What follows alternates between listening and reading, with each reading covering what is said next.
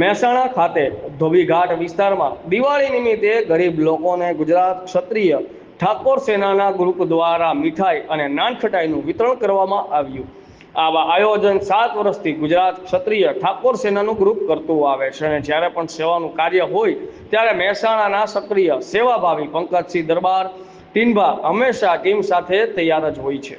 સેવાના કામમાં સપોર્ટ આપતા રહે છે અને આ કાર્યક્રમમાં ઉપસ્થિત મહાનુભાવો એવા મુકેશસિંહ, પંકજસિંહ દરબાર, દેવેશભાઈ પટેલ અને જયદીપસિંહ અને તેમના સાથી મિત્રો અને ગ્રુપના દરેક કાર્યકર્તાઓ ઉપસ્થિત રહ્યા હતા અને વિતરણ કરી કાર્યક્રમને સફળ બનાવ્યો હતો.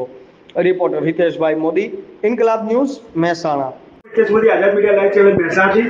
આજે મહેસાણા ક્ષત્રિય સમાજ દ્વારા આજે કાર્યક્રમ રાખ્યો છે દિવાળી નિમિત્તે. તો આજની રૂપરેખાની મુકેશભાઈ તમે આ કાર્યક્રમ જણાવશો?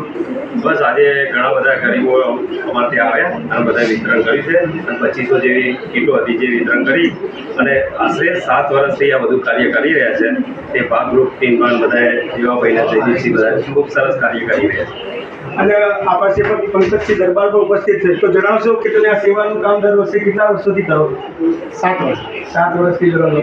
અને તમારી આગામી સમયમાં આનાથી શું સેવા કઈ કાર્ય કર્યો હતા? અમારા સેવાના બધા કામ છે. Ahmedabad Jaydeepsinh sir, Deveshbhai sir, Bankaram sir, Maheshbhai sir, અમદાવાદથી ટોટલ એમાં સેવાના કામ ઉતર્યા ઉદ્યોગ બધા સેવાના કામ ચાલુ છે.